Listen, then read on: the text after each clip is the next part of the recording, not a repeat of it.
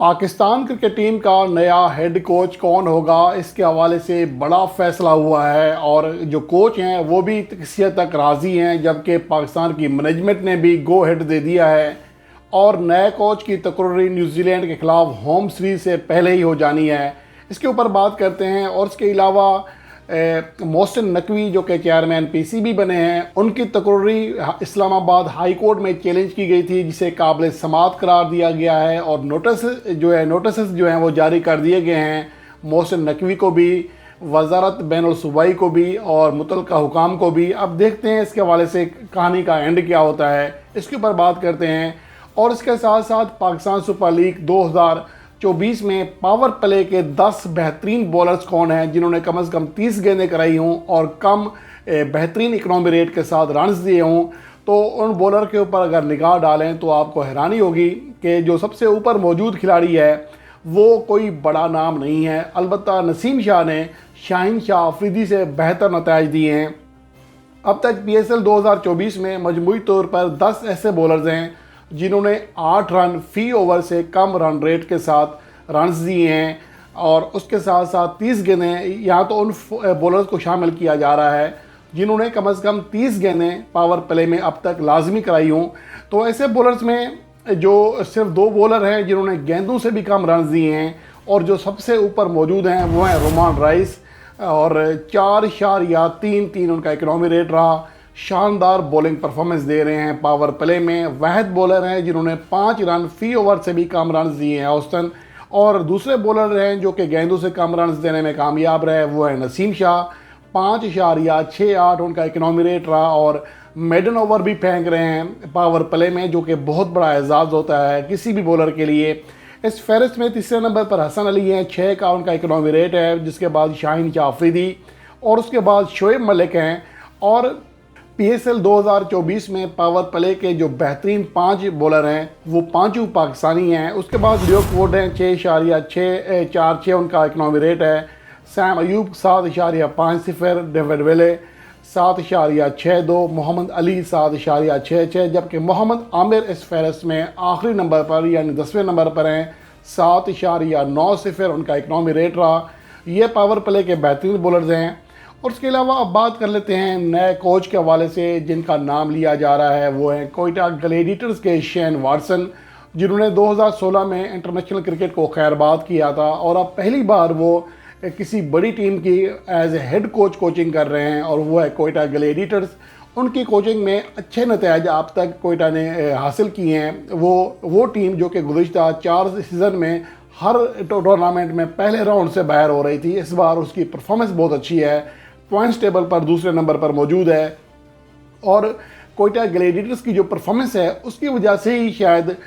پی C B نے Shane Watson سے بات کرنے کا فیصلہ کیا ہے۔ بات چیت جاری ہے اور جیسے ہی معاملات طے ہوتے ہیں تو شین واٹسن کی محسن نقوی سے ملاقات کرائی جائے گی، اور اطلاعات کے مطابق پی سی بی کی جو مینجمنٹ ہے اس نے بھی شین واٹسن کے نام پر اوکے کیا ہے۔ البتہ دیکھنا یہ ہے کہ شین واٹسن کی جو شرائط ہیں وہ کیا ہوتی ہیں، اور ویسے بھی میرے خیال میں پاکستان کو فی الحال غیر ملکی کوچز میں شین واٹسن سے بہتر آپشن نہیں ملنا اگر غیر ملکی کوچ ہی رکھنا ہے، کیونکہ جو بڑے نام ہیں یا تو وہ کہیں انگیج ہیں، اور دوسری بات یہ ہے کہ وہ کبھی بھی پاکستان آئیں گے نہیں، کیونکہ یہاں پر جو معاملات چل رہے ہیں کسی کا پتہ نہیں ہوتا کہ کون چیئرمین کب تک رہے گا، اس کے معاہدے کی پاسداری بھی کی جائے گی یا نہیں۔ تو یہ چیزیں ہیں جس کی وجہ سے جو غیر ملکی کوچز ہیں وہ پی سی بی پر اعتماد نہیں کرتے، اور اسی وجہ سے شین واٹسن کا جو نام ہے میرے خیال میں وہ سب کے لیے قابل قبول ہو سکتا ہے اور پاکستان کے لیے بیسٹ آپشن ہو سکتا ہے۔ اور اطلاعات یہ ہیں کہ اگر شین واٹسن کے ساتھ معاملات حل ہو گئے تو پھر نیوزی لینڈ کے خلاف جو ہوم سیریز ہے جس کا آغاز 13 اپریل سے یا پھر 18 اپریل سے ہونا ہے، اس کا شیڈیول بھی آئے گا، وہیں سے ان کے ٹینیور کا آغاز ہوگا، چونکہ آگے T20 ورلڈ کپ 2024 بھی سر کے اوپر ہے، تو ابھی سے اس کی پلاننگ کی جا رہی ہے، اور امید کی جا سکتی ہے کہ شین واٹسن پاکستان ٹیم کے ساتھ منسلک ہو جائیں گے۔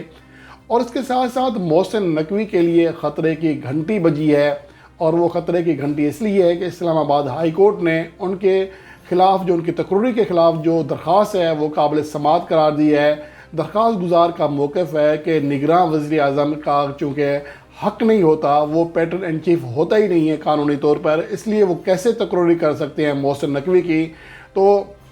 اس لیے اب یہ معاملہ اسلام آباد ہائی کورٹ میں چلا گیا ہے۔ لیکن یہاں پر جو سوال ہے، جو پاکستانی ہیں وہ بہت مایوس ہیں قانون سے کہ قانون کی پاسداری ہوتی نہیں ہے۔ بے شک یہ حقیقی طور پر بالکل درست درخواست ہے اور محسن نقوی کی تقرری ہو ہی نہیں سکتی تھی اس طرح جس طرح ہوئی ہے، لیکن اس کے باوجود وہی ہوگا جو کوئی اور چاہے گا، اور محسن نقوی جب تک وفادار ہیں تو ان کے عہدے کو کوئی خطرہ لاحق نہیں ہوگا۔ یہ میرا تجزیہ ہے، ہو سکتا ہے کہ اس میں چینجنگ بھی آ جائے آگے چل کر، کوئی ایسی انہونی ہو جائے، لیکن مجھے نہیں لگتا کہ محسن نقوی کو عہدے سے ہٹایا جائے گا قانونی وجہ سے، کیونکہ قانون کی تو یہاں کوئی مسئلہ ہی نہیں ہے۔ قانون جب دل کرے بدل دیں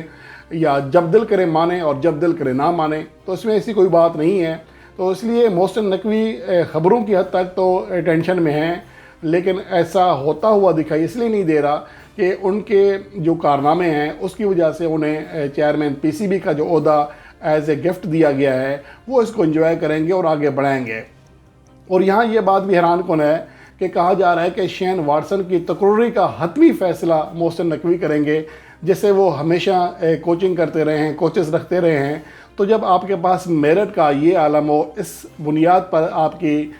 جو کوچز کی تقرری ہوتی ہو، اس بنیاد پر آپ کے کپتان کی تقرری ہوتی ہو کہ جس شخص کا کرکٹ سے دور دور تک کوئی لینا دینا نہیں ہے، تو اس کو آپ اگر اتنا بڑا عہدہ دیں گے اور اتنے بڑے عہدوں کی جو تقرری کا اختیار ہے ان کو دیں گے، تو پھر آپ کیسے کہہ سکتے ہیں کہ ہماری کرکٹ جو ہے وہ آگے بڑھے گی، پھلے گی، پھولے گی؟ تو یہ چیزیں ہیں میرے خیال میں اس کے اوپر پی سی بی کو چاہیے، جو وہ کرکٹر ہیں جو سابق پلیئرز ہیں یا وہ صحافی جو کہ کرکٹ سے واقعی شغف رکھتے ہیں، کرکٹ سے کا جو درد ہے اس کی تباہی کا دل میں رکھتے ہیں، ان کو اس حوالے سے بولنا چاہیے کہ آخر ہماری جو کرکٹ ہے اس کو کس طرف لے جایا جا رہا ہے۔ یہ پتہ نہیں کیا وجہ ہے، خدا کی کوئی خاص مہربانی ہے کہ ہمیں اتنی بری مینجمنٹ کے باوجود، میں ابھی کی بات نہیں کر رہا، یہ سالہ سال سے چلتی آ رہی ہے،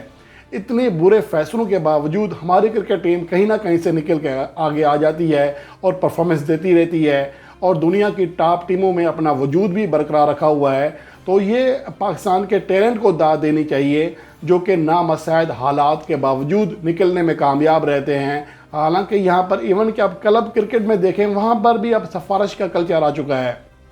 کلب کی ٹیم میں جگہ بنانا بھی مشکل ہو جاتا ہے۔ ایون کہ اگر آپ کوئی اچھا پلیئر ہے اس کو بھی کبھی کبھار باہر بیٹھنا پڑتا ہے، پھر زون کی ٹیم آتی ہے، پھر انٹر ڈسٹرکٹ آتے ہیں، پھر آپ کی جو ایسوسیشن کی ٹیم ہے، شہر کی ٹیم ہے یا ڈپارٹمنٹل کرکٹ ہے، تو بہت سارے جو محاذ ہیں وہ کھلے ہوتے ہیں ایک نوجوان کھلاڑی کے لیے۔ لیکن اگر اس کے باوجود کوئی کھلاڑی گراس روٹ لیول سے پرفارمنس دیتا ہوا پاکستان ٹیم میں پہنچتا ہے اور پرفارمنس دیتا ہے، تو یقیناً یہ بہت بڑا معجزہ ہوتا ہے، کیونکہ یہاں پر جو فیصلہ کرنے والے لوگ ہیں ان کو کرکٹ کی سمجھ بوجھ ہی نہیں ہے۔ یہ میں محسن نقوی کی بات نہیں کر رہا، محسن نقوی تو ابھی آئے ہیں، ان کا ابھی تک تو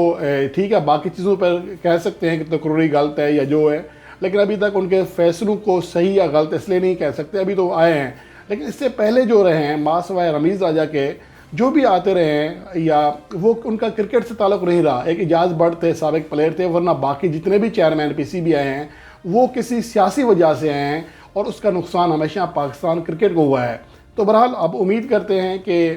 جو شین واٹسن اگر پاکستان ٹیم کی کوچنگ سنبھالتے ہیں تو وہ کچھ اچھے مشورے بھی دیں گے، جس طرح انہوں نے شین واٹسن نے کپتان چینج کیا کوئٹہ گلیڈیٹرز کا، ہو سکتا ہے کہ وہ پاکستان ٹیم میں بھی ایسی کوئی تبدیلی کرنے کے خواہاں ہوں اور اپنی ہی شرائط پر وہ یہ عہدہ قبول کریں گے۔